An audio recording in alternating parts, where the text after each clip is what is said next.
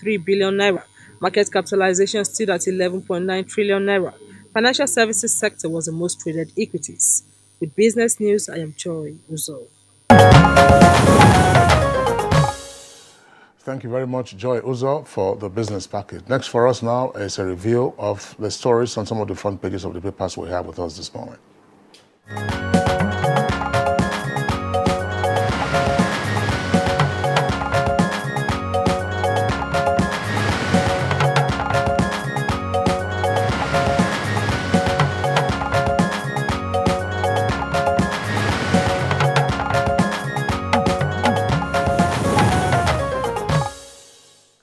Now, Bayo Atebi is here for the review of the national dailies. You're welcome and good morning, Bayo. Good morning, Kyrian. Good morning, Kensley. And good morning, Nigeria.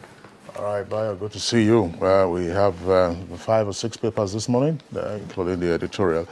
Let's begin by taking a look at the front page of the New Telegraph. New Telegraph from top to bottom. It says 2019, that's the kicker. Federal government reduces budget size from 9.1 trillion naira to 8.6 trillion naira and targets 7.9 trillion naira revenue. Debt service to go up 2.15 trillion naira. And immediately below that is the headline, CBN plans 6 billion naira capital for mortgage guarantee firms. That's on page 30. Now, below the nameplate of New Telegraph, we have a window of stories there. Let's quickly take 2 or 3 of them. We can't pay new minimum wage. That's according to governors. With the rider NLC, you don't have a choice. That's on page 4. Senate accuses NACON of massive fraud in Hajj operations. And EFCC arrests Abia Finance Ministry officials. That's on page 6.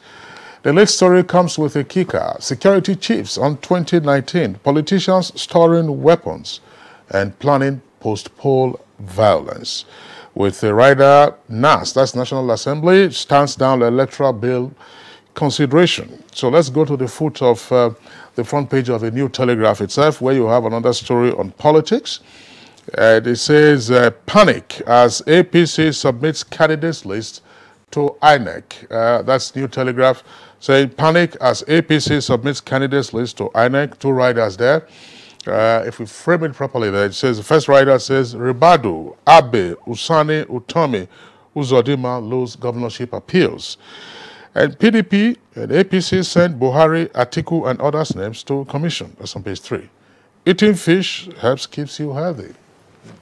All right, and let's turn to the Daily Trust newspaper. Below the nameplate, we have about 3 striking stories there.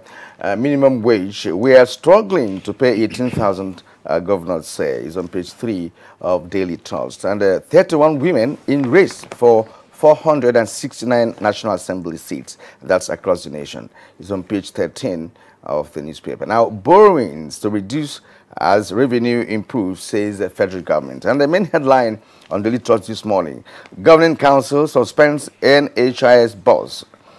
With the rider, I will talk at the appropriate time, Yusuf says. That's, of course, the suspended years. All right, and below the photograph, here we have some stories too. Below the photograph, bribery video, Kano Assembly Committee calls for public hearing. It's on page 4. How parties rushed to submit presidential and National Assembly candidates to beat the time. That's on page 14. Ebola, that's the kicker. West Africa lost $7 billion and 12,000 lives. Let's bring in Bayo at this point then. Well, let's start with the budget, the highlight about the budget. The Minister for Budget and National Planning had actually held consultation on the 2019-2021 medium-term fiscal framework and strategy plan. And he emphasized that the budget 2019 will be a reduction compared to what it was in 2019. And the projection is about 8.65 trillion. The Minister of Budget Planning said that there will be a reduction in deficit and also a reduction in borrowing. And the general emphasis will be towards revenue generation. You will recall that the Senate also approved the borrowing request for 2018 budget quite recently. Also raising the alarm and caution by IMF and World Bank that Nigeria needs to be careful about debt accumulation. Nigeria's debt to gross domestic product ratio is about 18.7%. It is said that this is within manageable range because the ceiling for between debt and GDP ratio is about 25%. So Nigeria is set to be there. And the Minister of Finance also emphasized that debt is not our challenge because it is managed very well. Our challenge, however, is revenue generation. And so with that projection, we are now expecting that we existed Paris Club in 2005 when we paid about 26 billion. And now the current domestic debt, a combination of federal and state, stands at 22.4 trillion. It was about 11.2 trillion in 2014. And these debts, for your information, are always borrowed and meets the approval of legislation. Therefore, it is a legitimate borrowing that the state houses of assembly and the National Assembly always approve of. But the highlights for 2019 is that gross domestic product, the growth rate is projected about 3.01, while normal GDP is estimated about 139.65 trillion. Growth rate is expected to be up to the range of 4.5%. The priority is to be given to human capital development, and there will be increase in allocation. This time, priority has to be given to health, education, and pension. The minister reiterated the economy is strong, and the confidence is also returning. All we need to do is the direction of movement is to ensure that we increase revenue generation. Talking about this story which you read, 31 women who are vying for positions in the National Assembly, that is the Senate and the House of Representatives, have their names have been submitted. These 31 women are to vie for seats in the National Assembly, either in the Senate or the House of Representatives. 10 women are contesting in the Senate, while 21 are to contest in the House of Representatives. If you look at the distribution, they come from 18 states of the Federation. Lagos has 4 contestants who are women. Gombe has 4 also. Rivers, Abia have 3, and Adamawa and Edo as well as Yobe have 2 each. Others have 1. If you go by the affirmative action percentage, if you put the 31 who are contesting for about 439 positions, it comes to about 7.6 affirmative action, 5 below the 35%. That is to say contestant, they have not won yet. Assurance that they're going to win. All right, let's take a look. You discussed the proposed budget for 2019 yes. in greater detail. These are just early days, by the way. Yes. Because the MTF has not been laid before the National Assembly. It's not been submitted to the National Assembly. The president himself, hasn't presented the appropriation bill for 2019. But the indicators are what the Honorable Minister of Budget and National Planning has indicated. The framework. The framework. Yes. The budget, of course, is a much smaller size than what we have had this year. So that's very interesting. Thanks a lot. Let's go over now to the Punch newspaper and take some headlines from above the nameplate and also beside the nameplate. Above the nameplate, 12,000 Benue residents get training on sexual abuse. That headline is there. And then you also have beside the nameplate, fraud. NHIS boss reinstated by Buhari, suspended indefinitely. That's page 10. And police nab 6 suspected kidnappers and robbers in Kebbi. That's on page 8. And the lead story says, electricity problems can't be solved by magic. That's according to Fashola. Fashola is Honorable Minister of Power, Works and Housing. And beside that, on the right-hand side, that's the first column from the right, Saraki hits cost warning, pays Senator Moagege's entitlements. And gunmen invade Benue town, kill policemen and 3 others. And PDP members protest disbandment of Osun Election Tribunal. That's page 44. And the photograph shows a building that collapsed in Anambra State with a caption there saying 2 expatriates and others trapped in collapsed Anambra building. Bayo, you see the number of persons in the photograph there and not one single equipment in sight to assist with the salvage or the rescue of persons who are trapped there. Yes. And that brings up the issue of preparedness for emergency situations such as this. But before Bayo comes in, let's quickly go through Daily Independent newspaper. Above the nameplate, disbandment of Global Pool Tribunal sparks fury in Osho with the two riders. PDP demands immediate reconstitution of panel. Your protest irresponsible, APC tells PDP. And now below that, EFCC gets court order to detain Fayose for 2 weeks. It's on page 41. And then the main headline, opposition stockpiling arms for 2019 polls, says the federal government. And of course, besides the photograph on the Daily Independent, we have some stories there. Governor Emmanuel accuses APC of plot to foment crisis in Akwa Ibom state.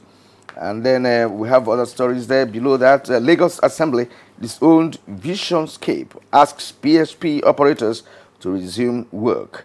It's page 4. Also on page 4 is federal government states more state of emergency in education. And we also have that story on NHIS suspension of its executive secretary. They're also on the Daily Independent. Yeah. Talking about the suspension of the NHIS secretary, is the chairman of the board that announced that, and this is a sequel to petitions that have been received. It may be recalled that he was initially suspended July 2017, but was reinstated in February 2018 with strong advice to see how to work harmoniously with the Minister of Health. Based on petitions and several complaints, the governing board has now instituted an administrative panel and given it 3 months to work and submit a report on their findings. And that's why he has to go on suspension pending the time that will work. Now, talking about the security threats that have, this is sequel to the meeting held by Security Chief and Mr. President yesterday. The highlights of the concerns raised by the security chiefs about the attempt by notable personalities to pressure the electoral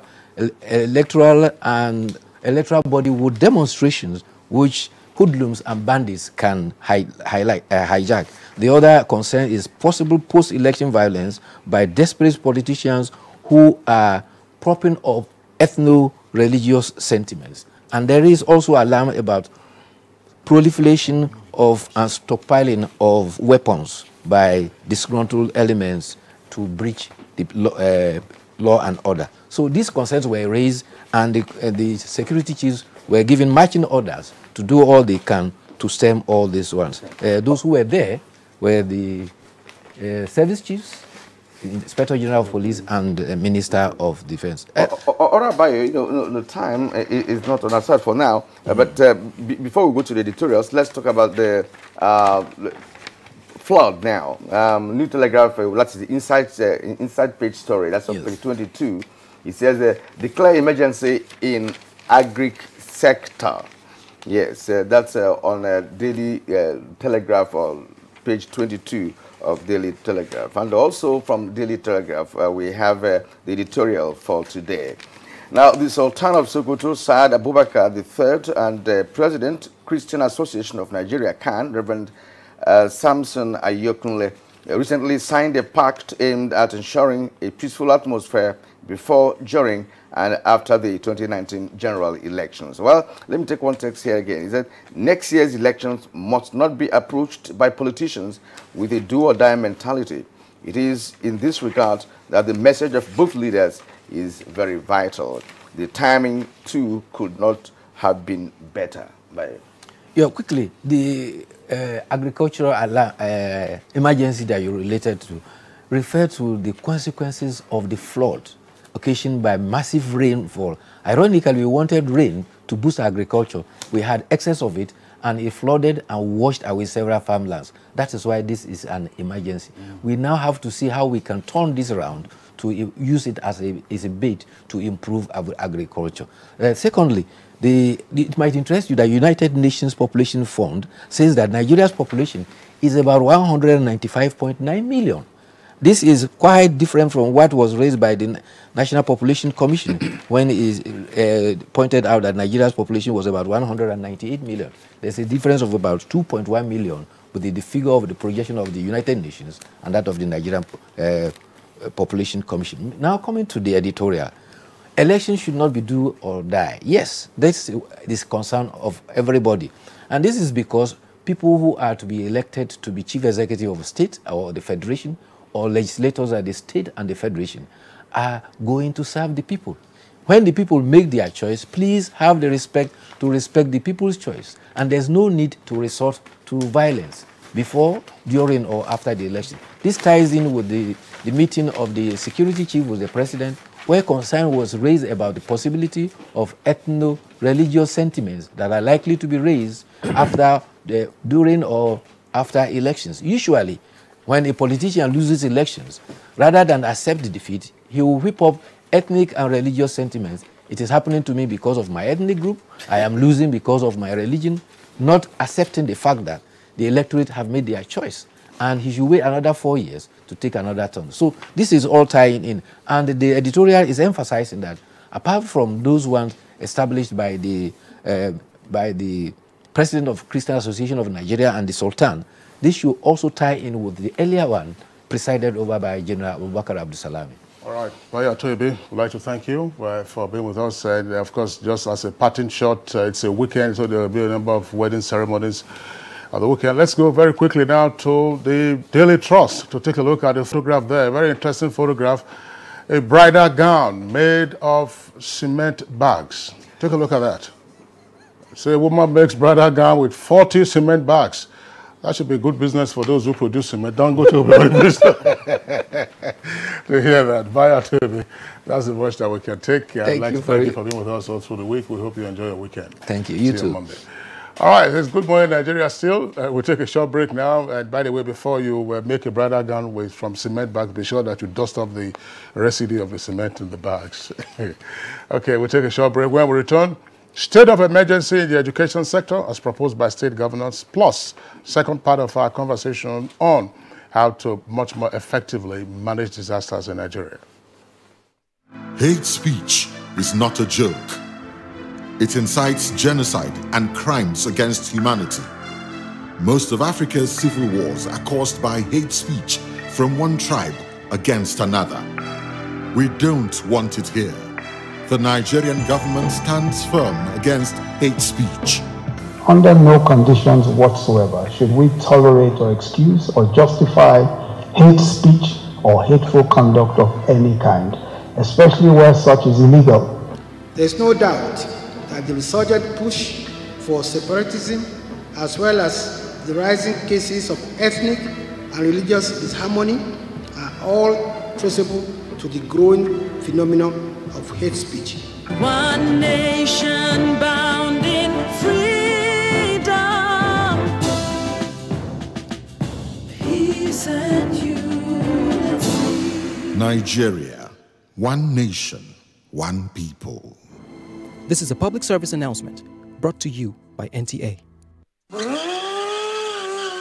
Can you write? First Entertainment Ideas Concept, in conjunction with National Commission for Museum and Monuments, presents Latin America Motorcycle Association Rediscover Nigeria Tour. Touring Nigerian Museum and Heritage Sites in 13 states and 13 days from the 23rd of October 2018. Chief Host, Honorable Minister for Information, Arts and Culture, Lai Mohammed. For sponsorship details, call Ernest on 090-3456-4388. Godwin 080-3701-5237. Uzoma 080-2980-0549. Selong 080-3225-0153. Umo 080-9440-9719. Lama, touring to rediscover. When I was a little girl, I loved spending time with Mum and Grandma cleaning the house. I was so excited to sing in the choir. And your shirts are always so white. I knew what Mum's secret was. Today, I'm a modern woman that still trusts the secrets passed down to me. It's Jik, of course. The original trusted bleach, which can be used all around your house for amazing results. Shh, it's our little secret.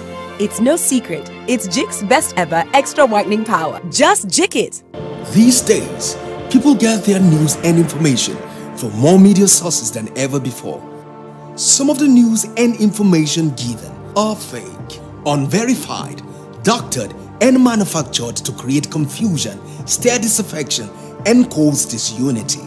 Before you believe or share any news. Ask yourself, is this real? Is it from a credible source?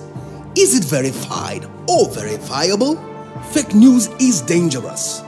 Whether you do it for fun or for political gains, real people can get hurt. Fake news, don't create it, don't spread it. This is a public service announcement from NTA. Madam. Brought us as usual. As usual. You have no problem. For the three put You are welcome, sir. as usual, yeah? You take that one. You take that one. You don't understand? We want Nigerian homegrown rice. Finish. You don't have? You don't have? Join the rice revolution today. No other rice that tastes like Nigerian rice. Are you sorry? That's the Nigerian rice we are talking about. Chocolate made in Nigerian rice. Healthy food. I'm going to bring Mrs. Mobu to come to chocolate rice of made in Nigeria here. And see how it are made. Correct. And how they are cook it. Correct. Homegrown rice are good for your health. It boosts our economy and give employment to our people. This message is brought to you by the Federal Ministry of Information and Culture. What's up? His friends didn't come. Hey, let's practice. But you're going out. Don't worry about me. Nothing satisfies a mother more than seeing a child grow up. But I know as he sweats, he'll face the risk of germs which can cause skin irritation. That's why you need the new best ever Dettol Cool. Its new advanced formulation with extra menthol protects from up to 100 illness-causing germs and gives your family icy cool freshness. Growing up needs Dettol protection. Now, the National Economic Council Thursday declared a state of emergency on education as recommended by state governments. And with respect to that, joining us in the studio to talk more on this issue is the Plateau State Governor, Simon Bako Lalong. So you're welcome to Good Morning Nigeria. Thank you very much. Good morning. You see, many Nigerians thought that the state of emergency in the education sector that has just been declared would have been done earlier than now, considering the state of the sector for many years now. Yes. So why now that you're declaring a state of emergency in the education sector? Well, thank you very much. I also agree that it is done very late. For me, it's very, very late. Because I saw that kind of policy before I came in as governor, where state of emergency was declared in my state on education. But when I came in as governor, I saw the greatest state of decay in both infrastructure and even in the administration. Yes, we are up to election. We are moving into elections. This would have come at the beginning of the session. But I will also say it's not late, because the minister came introduce it now for those who will come back, for those who will be governors, so that you know that we concentrate on it. My emphasis is that let us focus on it if it is really the state of emergency for now, because that will also inform the preparation for our budget, just like we told him yesterday that we needed the minister for planning to also give us a hint of what is contained in the budget for federal government, so that there will be synergy between the federal government and the state in preparation of our budget, so that we now concentrate, since there is this policy of state of emergency in education. Because the revelations he gave were really very threatening. In spite of all federal government is doing, in spite of all the states are doing, we realize that we still have a very long way to go in education. And you know, a state, a nation that does not emphasize in education is doomed to fail in future. So that is why I also agree that yes, the policy is coming, but that would have been done at the beginning. But as we prepare, I'm hoping that it is not for this session again. It is for next session, because we are just preparing our budgets. Politicians are running up for offices. Many people will be there. Many will not come back. Many people will not come back again. And it's not even possible that those who will come back to take over from governors will continue with what we are doing. But for federal government, I think it is good.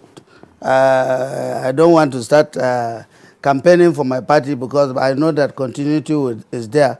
So if we start now, there will be that continuity with the policy that is being prepared so that we continue with it in the next session. Well, Your Excellency, Governor of Plateau State, Good Morning Nigeria has consistently focused on aspects of education and literacy in Nigeria. Yes. As recently as the Teachers' Day celebration, that was a topic we discussed. And the concerns have often been expressed with regard to the state and quality of education in Nigeria. Yes. Now that there is a proposal for the declaration of a state of emergency, what would that mean? Well, the declaration for state of emergency will mean that there is serious emphasis looking back to what is contained now, what is obtained in education. I am a member of a committee on this issue, the committee set up by the federal government on this out-of-school problem, and also the insecurity in schools. You know, there are so many reasons for that, so many, especially when you consider the insecurity in some of the zones where a lot of people are out of schools. And you also consider policies of some of the states in respect to education. You will see a budget, an entire budget, and virtually just merely 20% of the budget is focused on education. And when you go to that state, you see the level of decay, you see the standard of education in that place. So without education, I sometimes imagine, if people are not educated, what are you talking about? What are you talking about in future?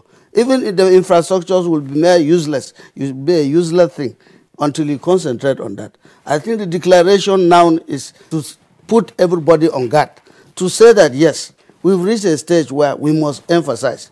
It is not at this stage, 2018 in Nigeria, we shouldn't be talking about out-of-school children. We shouldn't be talking about decay in education. We should be talking of moving our education to a stage where we are developing it in line with the current standard and also with going in tune with world standard. Governor, you've been in power for a while now, so you are talking from the point of experience. Yes. You know, in Plateau State. Yes. Now, one maybe first to ask this question: what really does this emergency connote, in the sense that you know, what are those the thematic areas of concern in this sector that requires a quantum leap to be able to impact positively? So let's get, is it in infrastructure, is it in the quality of teachers, is it the quality of our curriculum, and what have you? I think it's all. Most of the things you mentioned. Talking from experience, I was a speaker. I was a speaker of the House of Assembly. And when I was a speaker, sometimes inputs are also made in the House of Assembly. When we see budget, we call them, we tell them, look, what are you doing for education? What are you doing for education? Because at that time, we emphasize, we also have a joint session, because what I introduced that time was that we can't start preparation of budget without the input of the State House of Assembly. It is not always that you take the budget and you dump it to the House to start preparation for passage, and you hear people complaining here and there. So that policy was introduced, and that was to have the House of the Parliament together with the executive moving on areas of emphasis, on areas of importance, especially in education, so that those areas are all encompassed in preparation of the budget. When it comes to the House of Assembly, there were times, periods that we passed the budget in less than a week, because we were all involved from the beginning. So what were we going to argue again? At the time they came with the budget, you take it and you pass it. So when you say state of emergency means that proper attention must be taken. We must concentrate because there's something wrong. Anything that requires state of emergency means that something is wrong. If you don't do it now, it will be a disaster. So, or in other words, to say that there is a disaster, and that disaster is the level of decay in infrastructure first. You go to some schools at this stage, I saw it on NTA too, people are still sitting on grounds. And also considering the level of teachers. Recently, I had to absorb some teachers who were moved out In my state, I came in, inherited 6 months of strike from teachers. Lack of even writing work. They were not writing work. So imagine in a government of that nature, a governor will sit down and there are no schools going on, and you will say there is achievement in your state. What kind of achievement are you talking about? We usually prepare achievements for the future, not only for the present. So you see there is that infrastructural decay. There's also a level of teachers. At a point, people were teaching with the grade 2. People who are teaching with grade 2, gone are the days. And so emphasis was made that even for primary school teachers, we must possess NCE, a minimum of NCE. So we must start from that NCE. We must start from that NCE. And then also I've spoken about infrastructure and also the level of teachers and also the motivation. The motivation for teachers. You may have the best teachers, but if there is no motivation, they will not teach well. They will not teach well. And so at every rate, my emphasis is that even on quarterly basis, we should begin to bring out, and the Federal Ministry of Education should begin to bring out an assessment of all the states in respect to education. Because when you talk about state of emergency and you leave the states without assessment, bring out the assessment. Let the whole world know that this is what is done in every state. Let the public, let those states also know that this is what is done in respect to education. By the time they do it, they will focus on that. We should not all talk about infrastructure. This infrastructure will also be knowledge infrastructure, like somebody will say stomach infrastructure. We must also talk about knowledge infrastructure. And that infrastructure, knowledge infrastructure, is very, very important because Nigeria of today, we're expecting Nigeria to be better tomorrow. And that is the future we must start preparing. All right, Mr. Governor, a state of emergency, in addition to what you've just indicated, by way of demanding priority attention, yes, implies extraordinary measures, yes, to achieve the desired objective. Some of the items you have ticked off in responding to the question by my colleague, those items relate to the supply side of education, infrastructure, quality of teachers, motivation of teachers. Yes. What is needed to be done on the demand side? Because earlier you referenced out-of-school children, which, yes, is a problematic issue for us in the country. In the past, we were hovering around 10.5 million, but on Good Morning Nigeria, we've been told that now it's about 13.5 million. So what will be done in terms of extraordinary measures to spike demand for education? Well, I think it's been done already. This administration came up with the school feeding. School feeding is one of it. In school feeding now, you go to many states, you find people who are out of school rushing back to school. I tested it in my state. Although my state is not one that is lacking in terms of out of school, the standard is not too poor. But we introduced that when it was introduced in my state, and by President Muhammad Buhari. Go to many states and see. I had an experience where a child was sick, and the parents said the child should go to hospital, sit and go to hospital. The child refused. They were waiting for him to go to hospital, took it back. Before they went, the child was out. They were looking for him. That child ran to school. They said, instead of going to hospital, he said, no, I want to go to school because I don't want to miss my meal in the school. So that way, we got a lot of encouragement. So this school feeding is helping us seriously to bring back the kids.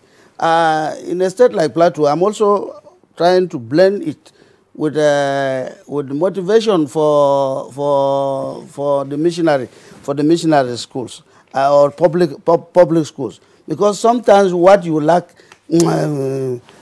private schools, what you lack in public schools, you also augment it with motivations for public schools.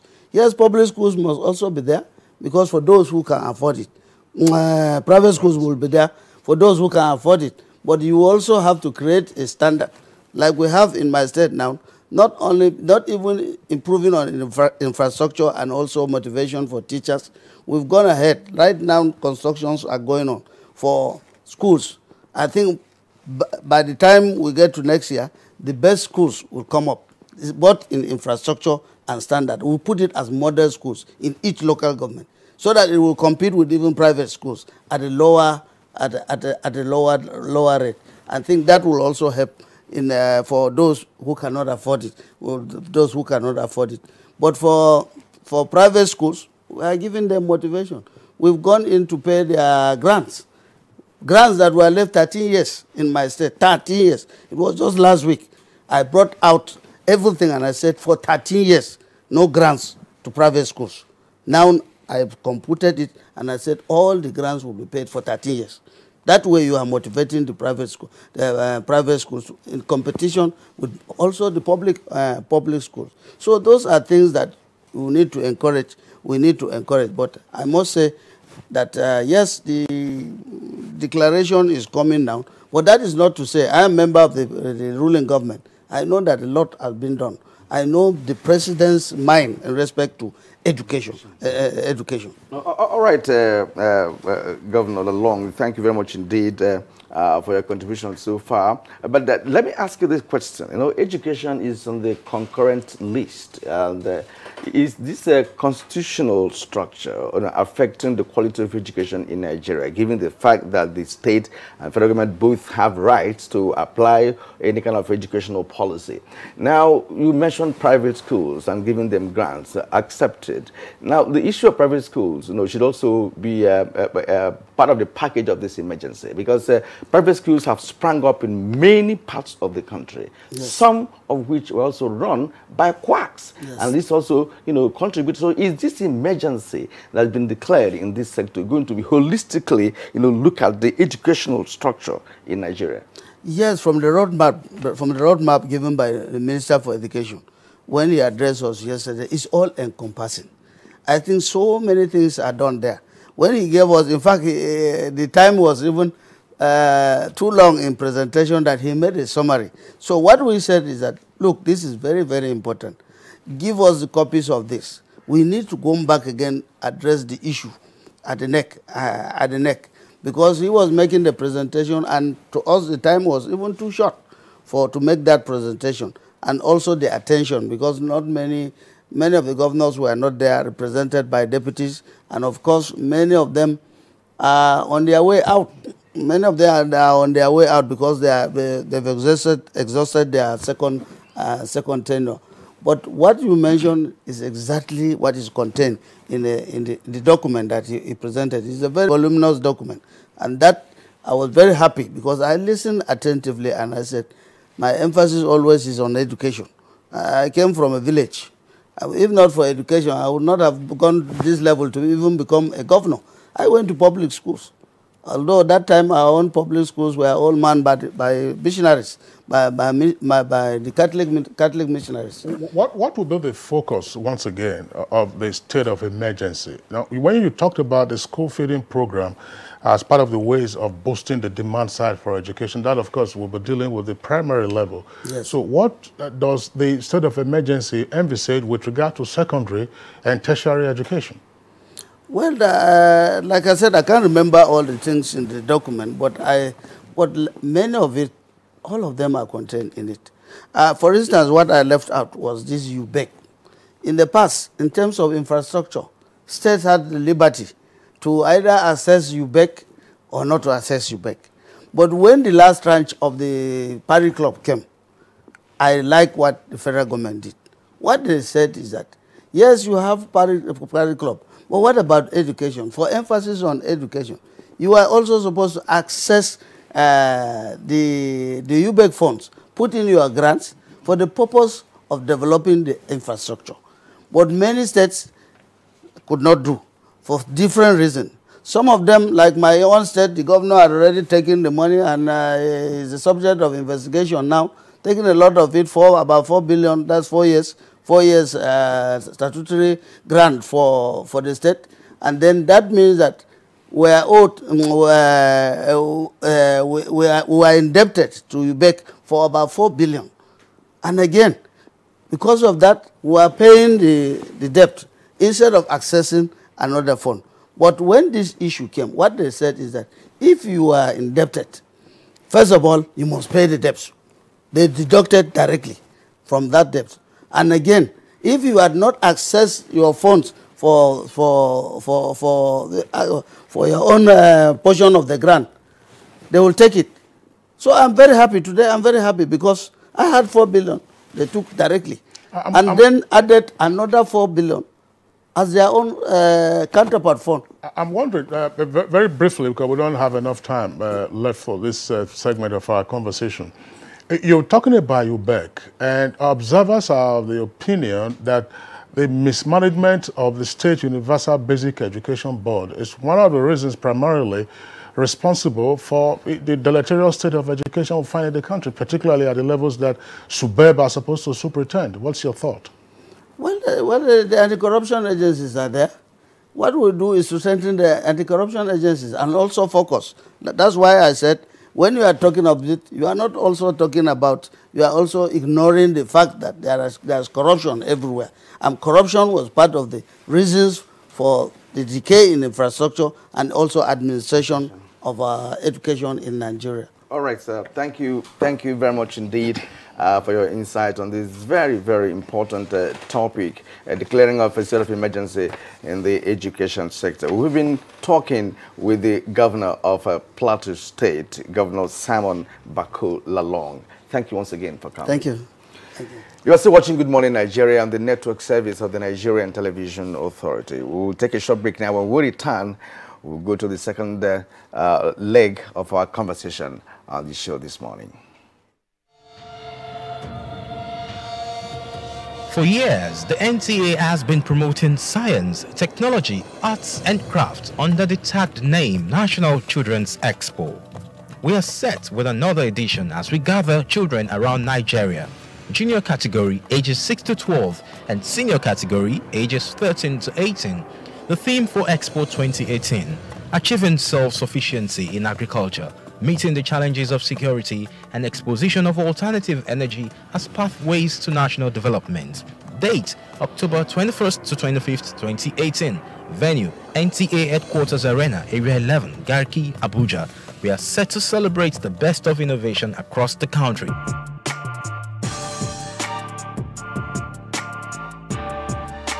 NTA ETV, promoting learning.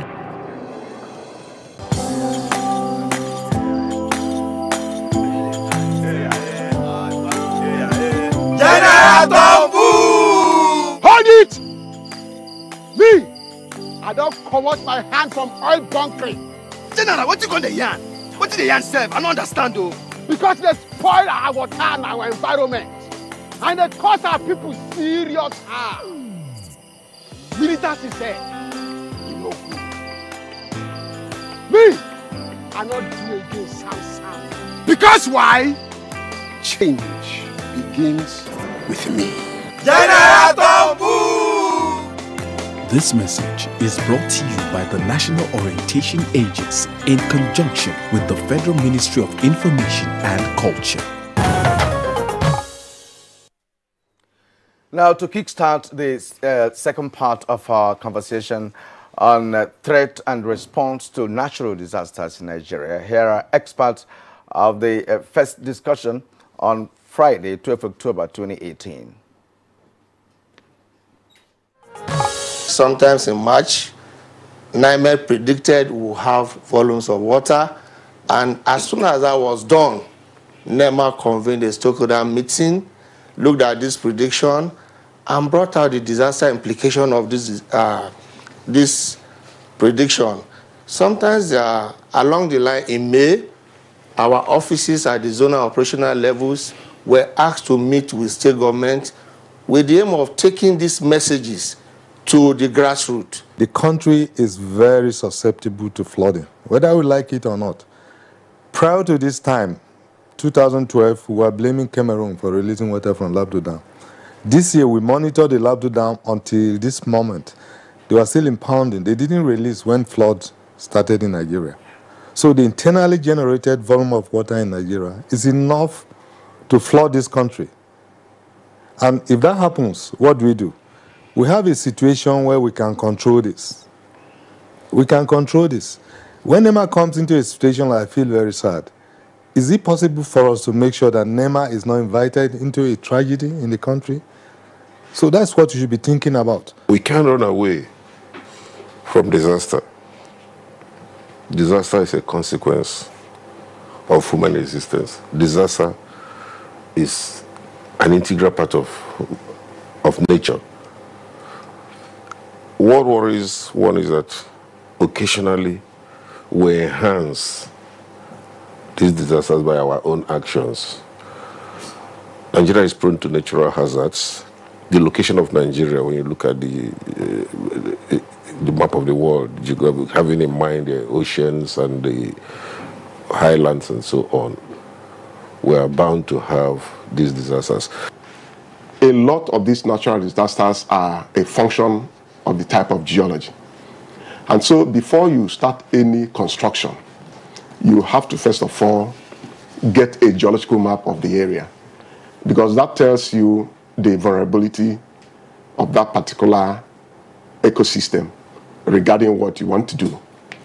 For instance, if you want to construct a dam, the first step is to get a geological map. What kind of geology do you have in that area? What kind of structures do you have? Because once you build a dam on fracture system, the integrity of the dam is already compromised. We're vulnerable to desertification.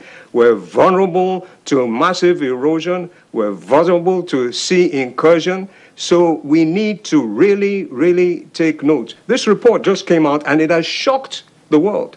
And interestingly, the Secretary General of the United Nations, Guterres, in a recent statement said, how many times will the alarm bell have to blow before we take the necessary action to safeguard our environment? All right, now those were excerpts from the comments by our guest when we discussed disaster management last Friday. On Good Morning Nigeria, we have other guests there with us now in the studios as well as at our network centers. First, we'd like to welcome Mr. Vincent Onwe. He is Director, Planning, Research and Forecasting at the National Emergency Management Agency. Mr. Owen, pleasure to have you with us on the program. Thank you very much and good morning. Also here with us in the studios is Professor Saidu Muhammad. He is Director General of the National Space Research and Development Agency, NASDRA. Professor Mohamed Saidu, pleasure to have you with us on the program. Thank you so much. I'm happy to be here. All right, and joining us from our Kaduna Network Center is Professor Emmanuel Adanu, Executive Director, National Water Resources Institute, Kaduna. Good morning and welcome to the program. Good morning, everybody. Thank you very much. We may have to start with you because you are also a contributor to the first segment, first edition of this program on flood. And I'll come this way. You were also a director in the Ministry of Water Resources. And we are talking about coordination among the relevant agencies concerned in the event of any natural disaster such as flooding. Now, in your opinion, who should lead, the coordination of the relevant agencies in the event of such situation? Yeah, thank you very much. Who leads is always a problem. I know while I was in the Ministry of Water Resources as Director of Dams, and even prior to that time, I remember we were monitoring all our dams and also the waters that come from outside Nigeria into the country, and to see the effect of those waters as they spread within the country. Now, when flooding became an incident in Nigeria, very disturbing incident, we were collaborating with NEMA quite well. I remember I worked with NEMA on most of the flooding incidences there. But the major lead role, I don't know who has that responsibility now. Now, I believe that if, for instance, recently they declared emergency on flooding and they say NEMA should, I was very shocked that the title is flooding and NEMA should take the leading role in the emergency. If it is for relief, yeah. But what we should do is, if we are declaring emergency on flooding, we should do it so that the flooding does not occur. If it occurs, yeah, NEMA can come in terms of relief and other things that will at least save property and people from the effect of the disaster. But if you declare an emergency, we want to know the scope of the emergency you've declared on the flooding, the content of the activities that will be performed under the emergency. Then you know who is supposed to take the leading role. But the way it's just declared, we don't really know. Incidentally, when that was declared, I felt the urge that an assignment has been given to the Federal Ministry of Water Resources to see how they can control flooding in future so that we won't have the problem of this disaster. But when we are told that it was NEMA to take the role, then we have now to change the content and the intention of that emergency. Maybe it's for relief that are necessary to curtail the problems people may have on flooding. But if you don't understand exactly what the emergency means, then it becomes very difficult. Let me just, when you are doing your newspaper analysis this morning, I saw flooding, and then they say emergency on agriculture. Who is to do what there? What is it? What's the content of this emergency? Are you referring to flood? Is it for us to stop flooding so that agricultural practices might not be destroyed? Or we should use the flood properly for agriculture? So sometimes the content of this emergency is not properly, so we don't even know who takes the role. That's my view. Professor Adano, thank you very much. We'll return to you. Happily, we have an official from NEMA with us here in the studios. That's Mr. Vincent Owen. I'll introduce him. Mr. Vincent Owen, let's have your reaction to what Professor Adano has said. With regard to, look, first of all, you declare an emergency. What does that mean? And who takes the lead role? And when NEMA takes the lead role, how does that impact other agencies that ordinarily should be collaborators? Well, thank you very much. I listened very attentively to what Prof was saying. The issue about who coordinates is not in contention. The National Emergency Management Agency, by the Establishment Act, is clearly stated that NEMA is not a first responder agency to any incident, but NEMA coordinates other stakeholders, when it comes to disaster management. Now, I'll give you an instance.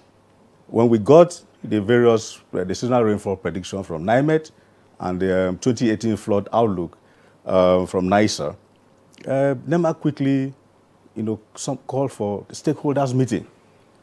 All the relevant key stakeholders were invited, to that meeting. The Federal Ministry of Water Resources, Federal Ministry of Health, Federal Ministry of Agriculture, Federal Ministry of even the UN partners were all invited, to look at, the predictions and the seasonal outlook as, stated by these critical agencies of government. Now, just like what my colleague said, NEMA came out in collaboration with the stakeholders on the implications of these, predictions from NIMET and NISA. Now, NEMA has the role to coordinate. So that is the first step that NEMA took. All these critical stakeholders were all invited, and we deliberated, and they are all aware, and we came out with a document, regarding the implications, informing people on the implications of these, pictures. Now, our zonal offices across, were all, put on the alert to carry out this sensitization to the various states in collaboration with the state emergency management agencies for them to understand the implication of, what is, what has been predicted. So coordination aspect of disaster management is strictly the responsibility of NEMA, and I think NEMA has been doing that. Now, following all this, and we liaise very closely, as I mentioned earlier, with NIMET and NISA. Now, they came up with, these predictions, and we kept monitoring, as they monitor the water level rise. They will, intimate the agency, and will now circulate it to the various stakeholders. Then it got to a stage, to be precise, on the 15th, of September, when we got this water rise, the level keeps increasing. Now we quickly convened another stakeholders meeting, which was very crucial. And states were, crying out, look, our communities are being flooded, water is coming, and all things like that. At the end of the day, the stakeholders agreed, said, look, this situation is getting out of hand. Because it was, yeah. No, go ahead. Let's conclude. It wasn't just NEMA that sat down to say, look, we are declaring national disaster. No. It was, okay. And besides, let me just make a point. Yes. Now, the issue of who leads, if there's a document that we have, a plan, the Search and Rescue Epidemic and Evacuation Plan document, endorsed by all the critical stakeholders in disaster management. The lead agency is NEMA. Not NEMA. The lead agency to flood, responder agency, is the fire service. So NEMA coordinates. I'm sorry, that's the point. Unfortunately, we don't have the fire service here with us. We didn't have them the last time we were discussing. Okay. But the benefit of the points articulated by Professor Adanu from Kaduna, he was with us when we discussed that, when we discussed the topic. Nobody is putting NEMA on the spot. It's for greater efficiency. Yeah. From what you have said now, there's a shift. Earlier you indicated that, NEMA from its establishment powers has, the coordination. But when it comes to flood, it's the fire service. And persons are just wondering precisely what goes on. Professor Adanu has said repeatedly, for instance, that we have issues with dam management in the country. You invited the Minister of Water Resources as one of the stakeholders. Did you have persons come from the dam management side to give indication as to what the levels are with regard to impounding water, releasing water, and all of that? These are the little bits that, stakeholders and indeed our guests have talked about on Good Morning Nigeria. Thank you very much. First of all, let me just clarify an issue. There's no contradiction in whatever statement I've made here. Coordination is different from, I said NEMA is not a first responder agency. NEMA coordinates. The lead as a first responder to flood is fire service. It's very clear. And that is so globally too. Yes. Globally too. No, it's not done. Okay. It's not done. Just clarify the point. When you say, look, where have we seen the fire service in all of the flooding disasters that we've had? So that's a question you should ask yourself. No, that's what I'm saying. When therefore you are coordinating, I'm sorry, please, take the question. Yeah. When therefore you are coordinating, what does that mean? How do you, kick the various agencies or get the various agencies to kick into your framework for responding to disasters? Very good. Now, a national disaster has been declared, okay, which is, by implication, you're activating the National Contingency Plan, which is sectoral based. You have what we call the water, sanitation and hygiene aspect, nutrition aspect, protection aspect, outbreak aspect, the health, and all these are all sectors. By the time you activate the NCP, you're activating the various sectors. And let me tell you, if we have to have time, following the activation of the national the national and territorial emergency operation centers, we all went to the field together with these key sectors to carry out the preliminary assessment. What do these people need? What is going on in these camps, or these IDP camps? What are their water requirements, health issues, nutritional issues? Let me stop you there, because this could be a topic for another day, because we have various aspects of it that should be touched, but time may not allow us to do today on this platform, because we would like to bring in Professor Saidu Mohammed of NASDA. So we're talking about coordination, synergy, between the agencies that should be concerned about emergency situations in Nigeria, especially when we have natural disasters. The National Space Research and Development Agency is a satellite-based organization. To what extent, has this organization been synergized with or coordinated in the event of natural disasters in Nigeria? Because I'm asking this question because many Nigerians do not understand or appreciate the efficacious nature of space technology in such situations. Yeah, thank you very much, Kurian. Over the years, the Space Agency had always participated in many of these programs. And the fact is that as a custodian of space assets in Nigeria, we registered Nigeria as a member of the Disaster Monitoring Constellation, which is an international organization. And the fact that we registered, we have always identified from the beginning the coordination role of National Emergency Management Agency. So we put ability to invoke the charter in the hands of NEMA. So over the years, these issues have come up repeatedly. See, the problem is that, what is the problem with us? There's always been a culture of being too territorial, and that people do not want to accept the reality. And if you trace the history, for those of us who have been in this system for some time, we understand that when we called for the establishment of NEMA, what in fact was that is a global trend to coordinate emergency activities. So in the event of any major disaster in Nigeria today, NEMA will invoke the charter, and within that, either our satellite or any of the member satellite of the international constellation will make the image available from the space agency within 3 days, and will enable NEMA to do rehabilitation